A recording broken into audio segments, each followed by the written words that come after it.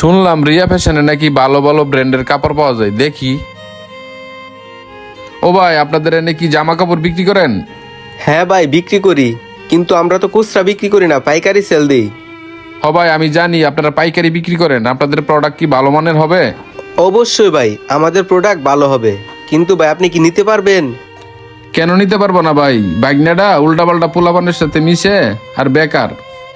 আসলে ভাই, আমার বাইকনাটা আমার বুনডে অনেক জ্বালাইতেছে। বুনডা হাওমাও করে কান্নাকাটি করে বলতেছে, তোর বাইকনাটারে একটা ব্যবসার লাইন গার্ড ধরাই দেস না। তাই ভাবতাছি আপনাদের এখান থেকে ভালো মানের কিছু কাপড় চোপড় নিয়ে বাইকনাটার একটা দোকান দিয়ে দিব, নিজেরটাও নিজেই করে খাইতে পারবো। ওর মারা যাতে আর না জ্বালায়, এই জন্যই ভাই আসছি আপনাদের দোকানে। এ ভাই আপনি আবার আসছেন? আপনি তো অনেক খারাপ। ভাই, আপনি চুপ থাকেন তো। আপনাকে এত কথা বলেন কেন? আপনি কথা বললেন না। ওই লোকটা কতক্ষণ আগে আঙ্গ দোকানে আইছিল, মালের দাম হই না মাল থুয়া পলাইছে, এখন আবার আপনার কাছে আইসা কান্নাকাটি করতে আছে। ভাই, আপনার বললাম আমি দুই পিস দেখাইতে, আপনার না দাম জিজ্ঞাসা করলাম কখন? আপনি তো এর আগে আমার দোকান থেকে বাইর করে দিলেন। ও দোকানদার ভাই, ও আপনার কর্মচারী না? ওরে বললাম আমি 2 পিস মাল দেখাইতে, ও 2 পিস দেখে পছন্দ হয়েছে। আমি বলছি না, পছন্দ হয় নাই। আপনার কর্মচারী বলে যান, আপনার মাল কেনার সামর্থ্য নাই। পছন্দের সাথে মাল কেনার সামর্থ্য কি? ভাইয়া, আপনি মূলত কি কাজ করেন? ভাইয়া, আমি একজন কৃষক, মাঠে কাজ কাম করি। তুমি যে কামলা, তোমার প্রথম দেখে আমি বুঝতে পারছি। দেখলেন ভাই, আপনার কর্মচারী আমার কামলা বললো। মাঠে আমার এমন 10-15 জন কামলা কাজ করতেছে, কাজে লাগাই দিয়েছি।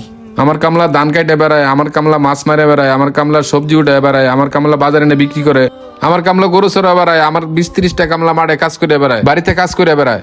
আপনার কর্মচারী আমার কামলা বললো, নিম্নতম রেসপেক্ট আমরা করলো না। কাজটা কি ঠিক করলো ভাই?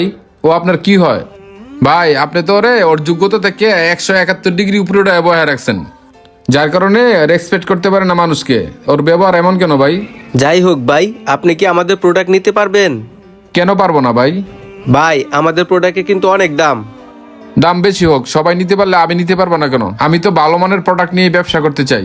আমরা বংশীয় ঘরের লোকজন ভাই, আমার বাইক নিয়ে তো আর ফালতু প্রোডাক্ট বিক্রি করতে পারবে না। ঠিক আছে ভাই, আপনি এখানে বসেন। এই অঙ্কন, বাইরের সবগুলা মাল থেকে একটা করে স্যাম্পল দেখাতো। ঠিক আছে ভাই, দেখাইতাছি।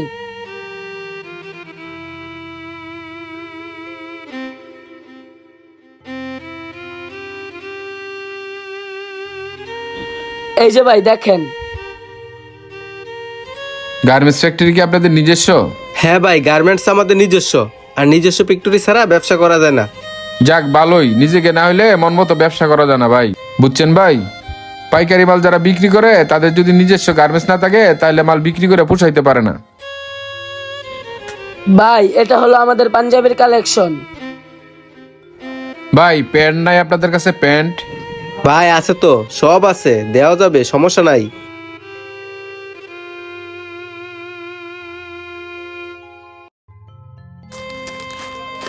ছোট ভাই, তাহলে হলো তুমি এগুলা 50 পিস করে, আর পাঞ্জাবিটা 100 পিস দিয়ে দাও। ভাই, আপনি এতগুলো মাল নিতেছেন, নতুন দোকান চালাতে পারবেন তো? চালাইতে পারবো না কেন ভাই? আপনাদের চাইতে বিশাল বড় শোরুম। আপনাদের এনে কি লাইট? আমার লাইট দেখলে আপনাদের মাথা নষ্ট হয়ে যাবে। এই বাইকনের বন্ধু বান্ধব, আমাদের আত্মীয় স্বজন সবাই মিলে নিলে মাল থাকবে না নে ভাই। আর ভাই, ওর কথা কিছু মনে করবেন না, আপনি সবসময় আমাদের দোকানে আসবেন, আমাদের কাছ থেকে মাল নিয়ে যাবেন। ভাই, সম্পর্ক যেহেতু হয়েছে, মাল আপনাদের কাছ থেকে নিমু, কিন্তু আমার একটা প্রশ্ন আছে। কি প্রশ্ন ভাই, বলেন। কৃষকরা কি মানুষ না ভাই? এই যে লুঙ্গিটা দেখছেন, এটার দাম 1700 টাকা।